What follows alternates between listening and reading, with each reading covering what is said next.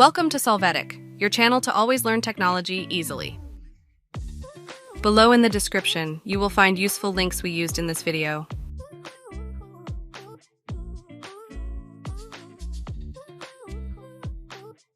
Today in Solvetic, we will see how to allow message requests from everyone in Instagram. We start by opening our Instagram profile and click on the Settings and Activity menu. Here we scroll and click on Messages and Story Replies.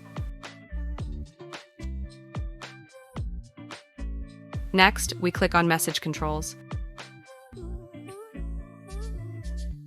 Now we can click on your followers or other people on Instagram and activate the Message Requests option.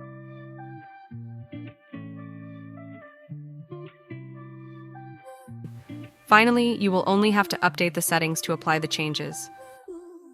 Hey, remember to subscribe Solvetic channel.